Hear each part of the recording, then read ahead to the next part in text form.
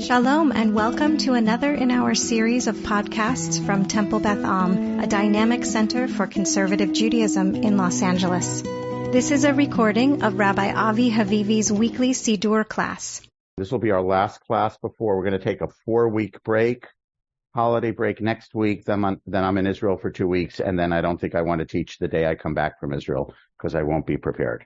What we're going to do today, we're going to recap and just add a little bit on our class last week on Ma'oz Tzur, and then we're sort of going to go over everything we've started since April, before we launch into our new section on, God willing, January 23rd in the secular calendar. Sorry, it's such a long break.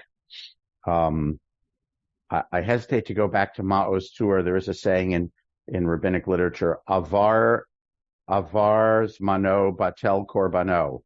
If the time passed, you can't offer the sacrifice anymore. It means if there's a sacrifice that's in the temple that's dedicated and has to be given at a particular time, once that time has elapsed, you can't get credit for that sacrifice anymore. So why are we going to talk about Ma'oz Tzur several days after Hanukkah has ended, when no doubt interest in that has waned.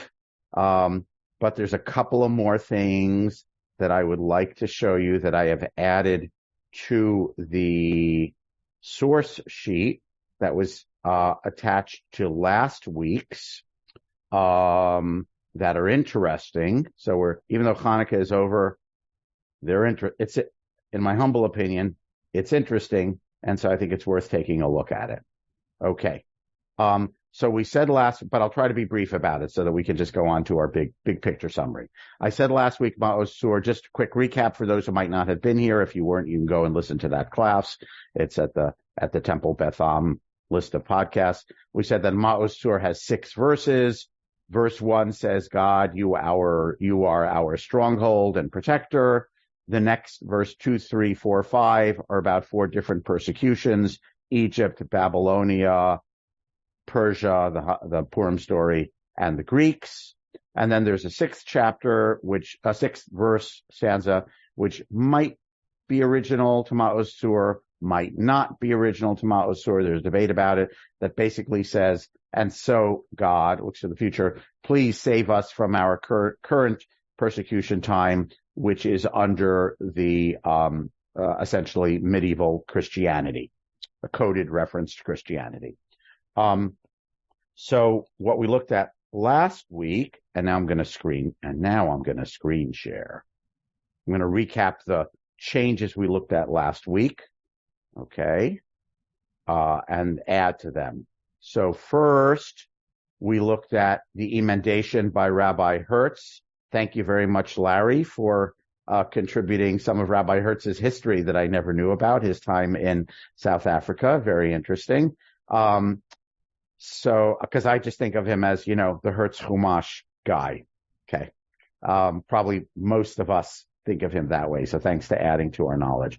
So Hertz is changed from La'et Tachin Matbeach, I'm screen sharing now, to La'et Tashbit Matbeach, which means, it totally turns to the opposite meaning. La'et Tachin Matbeach, it means, God, when are you going to prepare a slaughter of our enemies? Hertz changed to Tashbit, which means, God, when will you put an end to the slaughter by our enemies, meaning they're the slaughtering ones, not you're going to come and slaughter them. Vitzar hamnabeach, not mitzar. So when will you end the slaughter and the howling foe? And then I will offer sacrifices. And then we saw the Reconstructionist added to that, La'et Tashbit Batbeach, Vit change it to Vitzar Tishakeach, and cause the enemy to be forgotten. Okay? Not just end, but just cause the enemy to be like a distant, faded memory. So we looked at that last week. Then we looked at Vered Noam's new verse at the bottom of page 5 for 2023 about Hamas. So what I'm bringing you now new this week is another new verse about Hamas. This one appeared in Israel, and it's anonymous. So it It's possible that it's not anonymous, that someone knows where it's from, but in the source where I found it was on kind of a poster, and it was anonymous. Another version about Hamas. The scanning doesn't work perfectly. I'll sing. Kamula horgeinu b'nei Hamas b'yom simchata shel haTorah. Right? The people of Hamas. Again, remember, Hamas is the name of an organization, but it's also a pun because the word means violence. Right? So the people of Hamas rose to kill us on the day of Simchat Torah. Chevel artzenu hayalamas v'libeinu za'ak mara. A portion of our land became laid waste, and our heart cried out bitterly. Hitlaked ha'am bigvura limageret ha'yev ha'ara atreim nitzachon kayem bitachon hashev le'amcha rom v'tifara. The nation unified together in might to beat back the wicked enemy, wreath them with victory, establish security, we're saying in command form to God, and restore to your nation glory and honor, or something like that, pride and glory. So that's a different version. Again, we talked last week at some length about liturgy evolving, adapting. So that's a different version of a verse written just this year in response to the Hamas attack. To end on a positive note, floating around on the internet on one of my listservs, Rabbis Trua, which used to be called Rabbis for Human Rights in North America, now called Trua, was a different version written by Rabbi David Foreman, who's a Masorti rabbi. He was in Israel for years, and now he's in Palm Springs. And I actually wrote to him. He said, I wrote this back in the 90s, and I might rewrite it today if I was writing it from scratch, but I thought I would share it. So I asked him, I corresponded with him. I said, can I share this with my group and on the source sheet? And he said, yes, you can. So his version, which I would say is, optimistic. Ma'usur Yeshu Ati. This is on page 4. Lechana Elishabeach, and the translation is his Birkat Lev Besimchati Ani Lecha Sholeach, a blessing in my joy, in my heart that I send to you, God. Meaning nothing about the temple. Einai Ata Pokeach Becha Ani Boteach. You illuminate my eyes, or open my eyes. I trust in you. Shigam Hayom Kimoshil Shom Yair Nercha Hazoreach. That today, just like yesterday in the past, your candles will shine. Okay, so so there's no temple here, all right, at all. We'll come to the temple, we'll sing songs, we'll prepare the Mizbeach. So all of that is gone in Rabbi Foreman's version, and it's all about illumination, God's illumination of the candles, and as seen, as sort of symbolic illumination, enlightening, bringing us joy and gladness. And there's a reference to the past, okay? But it's without the persecutions. Then he does have a verse about he has 3 verses. Second verse he has about the Greeks. Nes gadol haya hapo bimei b'nei chashmonaim. And I like this line, Chashecha gerashta ve'or gadol zarata. You got rid of the darkness and you sowed, S-O-W-E-D, a great light. Okay? And then verse 3 is about the ingathering of the exiles to Israel.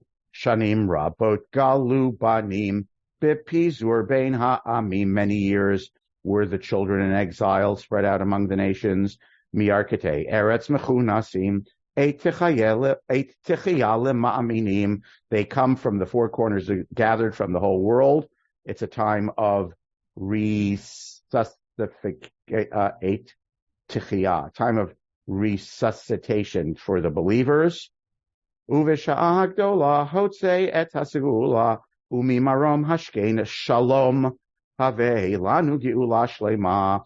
in this great time, take your treasured nation out of where they are, meaning the diaspora, and from heaven on high, establish peace and bring geula shalema, as we say in Ashkenazic, full redemption. So he ends, I'm going to stop screen sharing. Was I screen sharing? Javi, you were not screen sharing. I wish someone would have told me that. Okay. All right. I wasn't screen sharing. Sorry. That was all a waste. I thought I was. Now you are. Yeah, now I stopped. I wish someone, how come no one told me that? All right. You got to stop me, guys. All right. I'm doing something wrong technically. So basically he ends on a similar kind of, I can't see you all. Now I'm not screen sharing, correct? I can't see you all. You still are. I still am. Thank you. There we go. So he ends like the traditional Ma'oz Tzur does on a positive, on a note looking towards the future, asking for redemption, but rather than the traditional Ma'oz Tzur, which says, we're suffering under medieval Christianity, please kill the bad guys. It's more bring peace, shalom, and geula. All right. So, this is the more, I would say, I'm going to call it an optimistic, universalistic, light used as a metaphor, not talking about battle, not talking about victory, but talking about peace, right? So it's a way of, I'm going to say, demilitarizing Ma'oz Tzur, which ends on a very militaristic note. So we've seen really the changes, the more contemporary changes, two radically different. Rabbi Foreman's thing from the 90s about peace and redemption and light. And then this year's edition, two versions of it from Israel, all about Hamas. All right. And give victory. And the victory we're talking about is not metaphoric. It's concrete. So we just see different ways, different generations, react to this. I think it's possible because Ma'oz Tzur is so, semi-universal in the Jewish world, again, except for Yemenites. And everyone knows it and everyone knows the melody and it's kind of an earworm and everyone has the tune stuck in their head. So it's a really easy way to learn new liturgy because everyone knows the melody. Everyone sings it 8 nights of Hanukkah. And so I think that's what lends itself to that. I suspect if you wrote, I don't know, a new version of El Adon for Shabbat morning, it wouldn't catch on quite as catchy as these things are. Okay, I'm going to pause because I want to finish with Ma'oz Tzur, but Larry has a hand up. Larry Diane.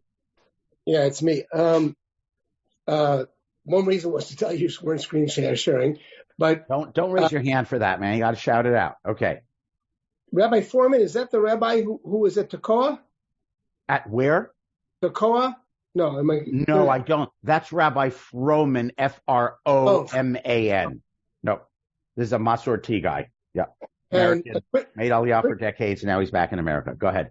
Just a quick question about Shilshon versus Etmol. Anything? No, it just means, I think it rhymes. Shilshon usually in contemporary Hebrew means day before yesterday, right? Yeah, but it means the past. Okay. It means the past, and I think it's used because it rhymes. Okay. Yeah. I can't remember what the word is. Maybe it was shalom or something, whatever. It's, as with many things in Piyut, it is selected because it is rhyming, right? It's poetry and it's got to work. And so that's why I don't believe it means like it wasn't so good yesterday, but it was good 2 days ago. And we want to go back to Jews. Yeah. I'm pretty sure it's the poetry. I can't remember what it is now. Something, Kimo, Shilshom. I'm going to look at which one was that is. Which one was that in? The Shigam Hayom Kimo Shilshom. So please today, just like 2 days ago, which I think here just meant to mean in yesteryear. Okay. Done with Ma'oz Tzur, and I will tell you once again, Avar Yomo Batel Korbano. I don't know why I'm talking about Ma'oz Tzur 1 week later with my own sense of obsessiveness. I felt like, I got these other verses, so they have to see them, even though I'm sorry I didn't screen share and you didn't see them. They are, in fact, on the handout sheet, which was handed out, attached to last week's class. So for any of the Hebrew fans, if you want to take a look at it. And Rabbi Foreman actually has a translation of his 3 verses. It's his own English translations, not mine. Okay. Questions about Ma'oz Tzur before we move on? Just want to review what we've been doing for it started in April, so it's over half a year, although we do skip weeks. So what we've been talking about, and this is just review and summary, and if anyone has a question or comment, you should feel free. What we've been doing for over half a year is in our class on understanding the history of Jewish theology, ideas about God, and working to construct our own personal ideas about God, as I think they inevitably impact on what we believe, think, and feel while we are davening.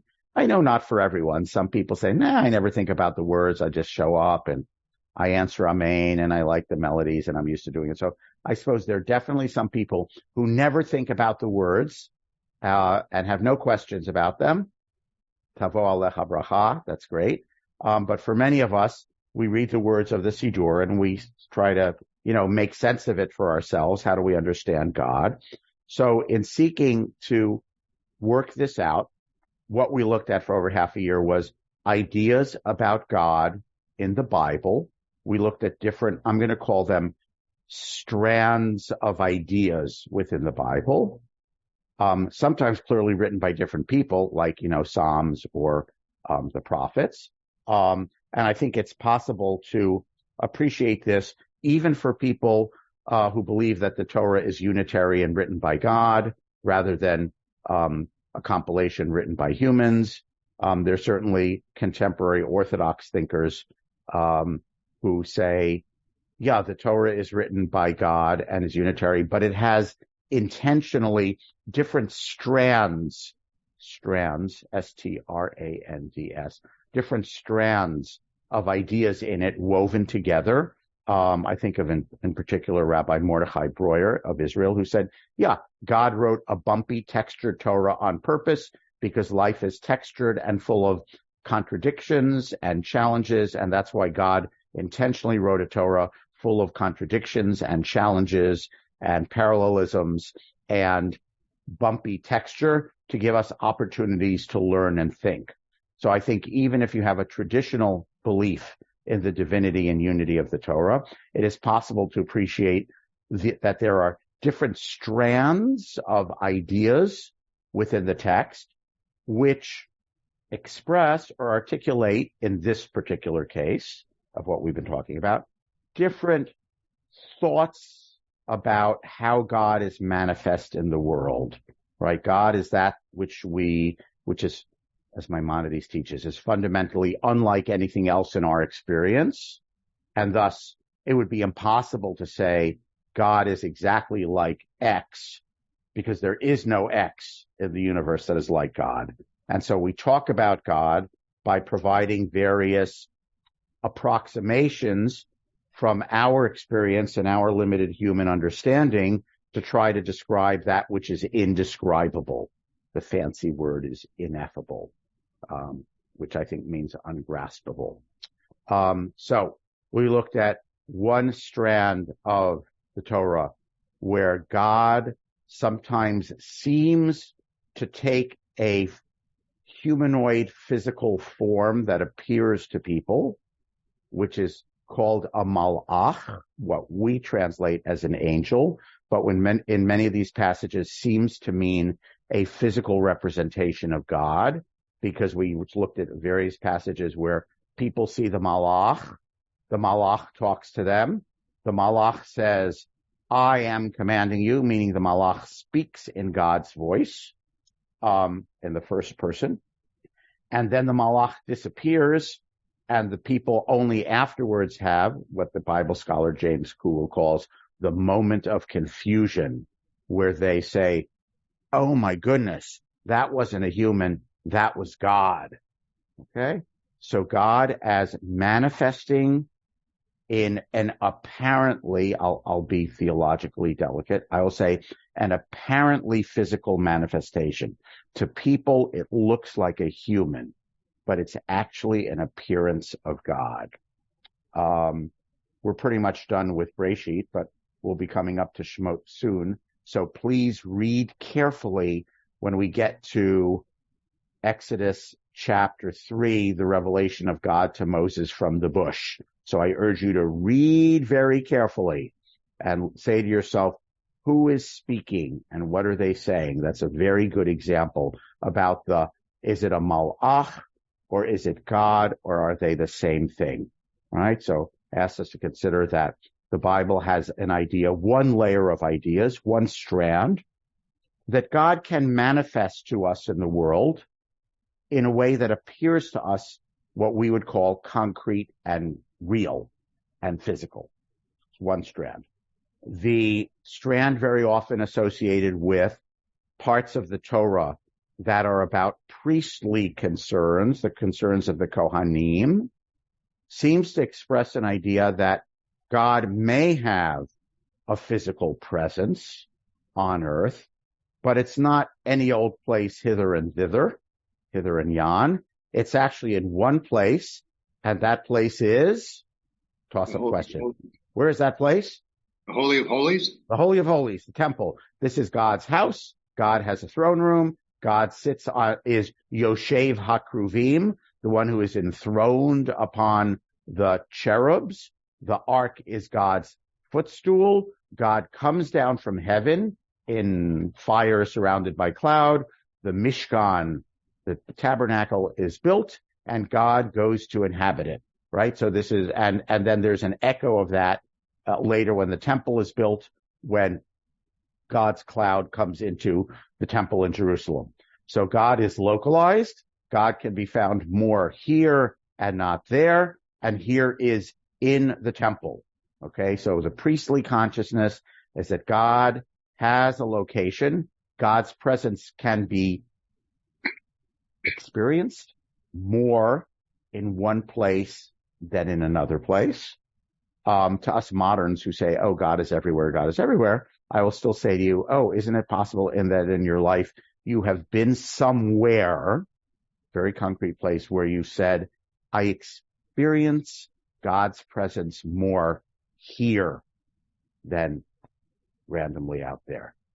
Okay, I'll let that, we talked about that at some length. And that representation of God, shorthand, is called God's kavod, which seems to be the word in the priestly text for God's presence. It means kind of God's self. Okay.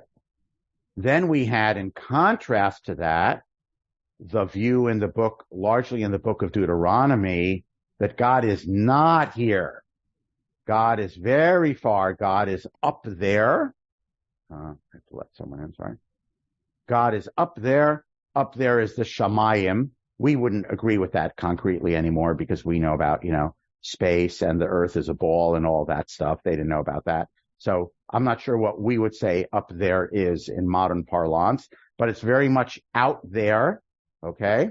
And God came down to earth and gave us divarim, words, teaching, and then went back to there. God is way out there. God hears our prayers. Okay. And in the book of Kings, when Solomon builds the temple, it tells us, this is where Deuteronomy and Kings is a little bit different. Deuteronomy, Devarim, says, God hears you from the heavens, and the book of Kings and the dedication of Solomon's temple is a little more explicit. It says, you direct your prayers towards this house, you people, the temple. God, sitting up in the Shamayim in the heavens, looks down on this house. God is not scanning the whole planet for prayers. God is in particular, has a hotline to, the red emergency phone, to the Beit HaMikdash in Jerusalem. So you all direct your prayers here to the temple, and God is up there and listening. The temple is kind of a transducer. So the temple is still important, but God is out there. Okay. And Deuteronomy says very clear, a different strand of thinking. Deuteronomy says, and that might not be Deuteronomy, it might be the book of Kings. That's the book of Kings. Says, there is nothing in the ark except the tablets of the covenant, right? Which means it's not a footstool. It's not a throne. God's kavod does not live there. Okay. What is there is the teaching, the instruction. God came down. God gave us the instructions. That's what we have of God. God, in fact, God's actual presence is very remote. What we have is a record of God's teaching. That's what we have down here. Okay. It's a little bit like Ahava Rabbah. You loved us, so you gave us the Torah. And so we're connected to Torah. And like Ahava Rabbah at the first paragraph of the Shema, right? We're connected to the Torah and we love you. How do we demonstrate that we love you, that we're loyal to you? By studying and doing and talking about the Torah, meaning our connection to you, God, is through the teaching that you gave us. It's through the words, right? Not through worship of any physical thing. Okay. All right. I'm just thinking back. And then we talked about, and then we talked about, God is manifest in history. Okay. God is an actor in history, sometimes depicted quite concretely, like in the Song at the Sea. Hashem ish milchama, Hashem shemo.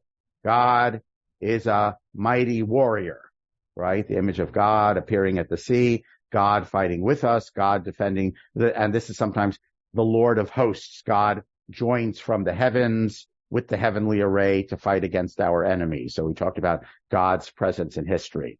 That one, I don't have to prove to you that's a strand in the Siddur. That's kind of a no-brainer, right? The whole bracha, both Haz Yashir and the whole third bracha of the Shema service, everything after Hashem Elohechem Emet, before the Amida, is all about that, God's actual presence in actual history. Not God is inspiring us, airy-fairy inspiration, but actually, no. God fights on the side of the righteous.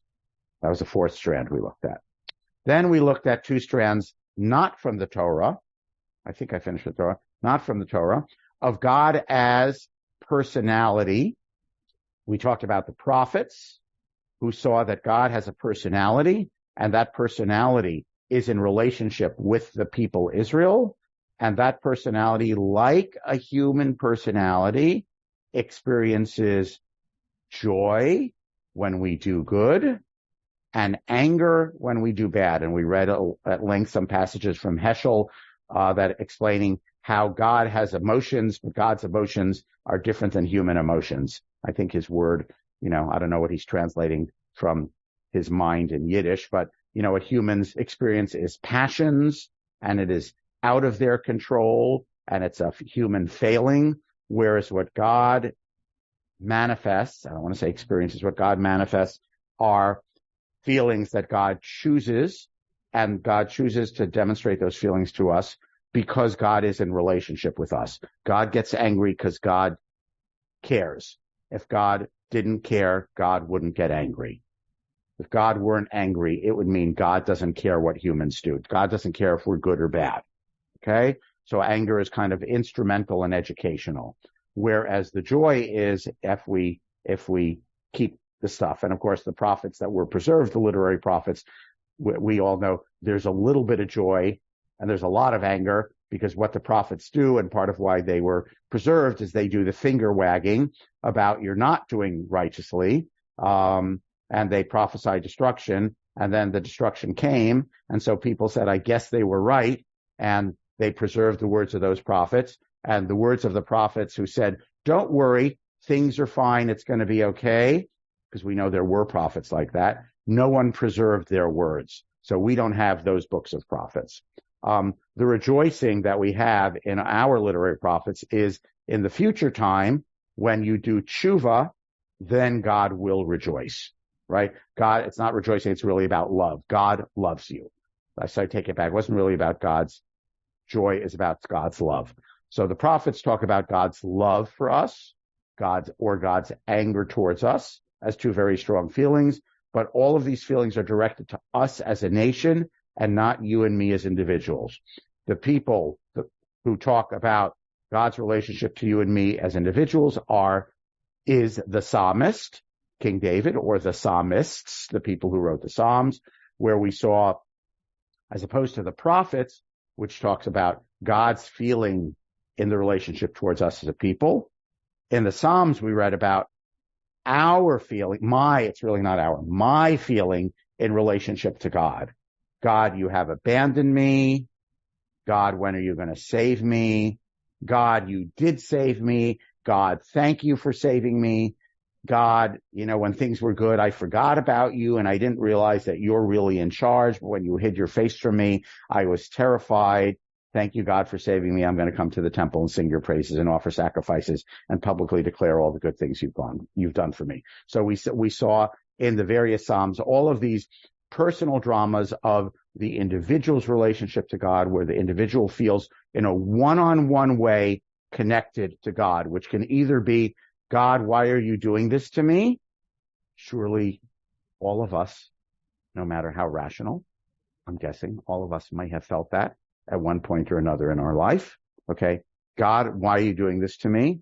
Or, God, thank you that you have done this for me. Okay. By the way, Gomel, when people come up and bench Gomel, the prayer that they say after, they've escaped risk, after a car accident or an operation or something. Baruch atah Hashem Eloheinu melech haolam, hagomel l'chayavim tovot, shegemalani kol tov. Most of our prayers are in the plural, right? This is, we acknowledge you, God, who does good acts for those who don't deserve them. Shegemalani kol tov. You have done everything good that has been done, you have done for me. It's in the singular. Even lines in the Bible that are in the singular, like Jeremiah says, the prophet Jeremiah says, Rifa'eni Hashem ve'erafeh. Heal me, O God, and I will be healed.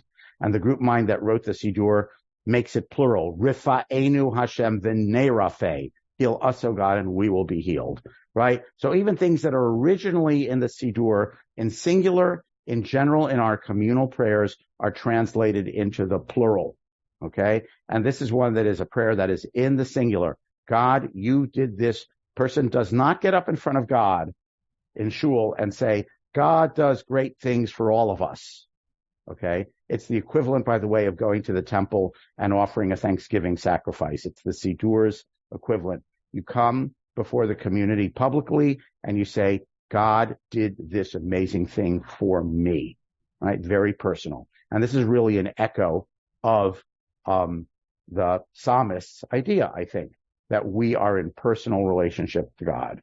Okay? We react not by saying, whew, I missed that car accident. I walked away from that car accident. I wasn't hurt. And I was lucky. We don't say I was lucky. Okay? Which would have the deity God in charge of us. God is the Middle Eastern deity of luck. It's like Fortuna, the Roman goddess. And God, the Gad, G-A-D, the son of Jacob, is probably named for that deity.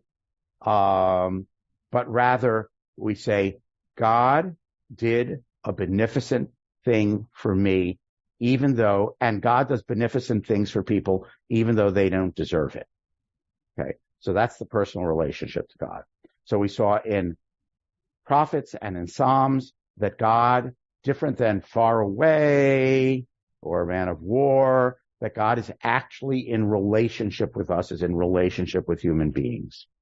What we're going to do when we resume, January 23rd or whatever date I said, is we will start looking at ideas about God in rabbinic literature. Okay. The sages, that means the rabbis of the Mishnah and Talmud and Midrash, mostly Midrash. So we're going to look at rabbinic literature, and then we'll look at medieval, both philosophical and Kabbalistic, and then we'll get to modern. So I don't know, that whole thing is going to take probably another year. I'm not quite sure. Okay. And the purpose of all this was to look at how there are, in our literatures, in our past Jewish thought, different strands of different ideas about how God is present in the world and in our lives, and to contemplate how those different ideas have filtered into the Siddur, okay, and how they're incorporated into the Siddur, and how we experience them, how we receive them, experience them, and relate to them. And if you look carefully, we talked about this at length when we went through all those classes, all of those strands are in the Siddur somewhere, in our daily weekday morning Siddur. Okay, I'm going to pause. I said a lot of words. Pause for a few minutes for thoughts, questions, comments. All of this was review. And if you just tuned in today and you don't know what I'm talking about, then listen. During the 4-week break, you have nothing to do. Listen to all the podcasts from the last week of April 2023 up until now. And it's all there in much greater detail, along with source sheets. Diane Larry. Just a thought.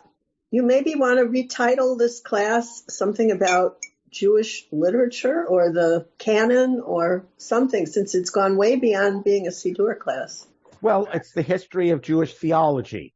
But Jewish theology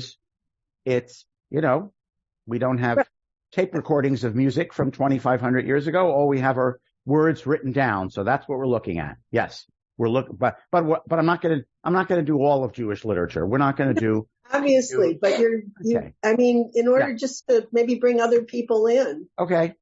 All right. Okay. Diane wants me to bring other people in. All right. I'll try that. Okay. Other people thoughts. We covered a lot today, from Hamas to bring illumination to the history of ideas about God in biblical times. And again, I want to say one more time, we make assumptions that ancient people were somehow dumber than us. They weren't any dumber than us. And just as we in our lives, different people with different personalities and different moments of our life, experience God differently and think about God differently. Sometimes it's, God, why are you so far away? Sometimes it's, of course God is far away. God gave us the Torah, and what we're supposed to do is study and do the Torah. We're not supposed to think we're supposed to have personal contact with God, or, oh my God, lowercase g. That person was a messenger from God. Or, the holy place has control of access to God. I can't find God out on the street. God is at the kotel. God is not, at the intersection of the street.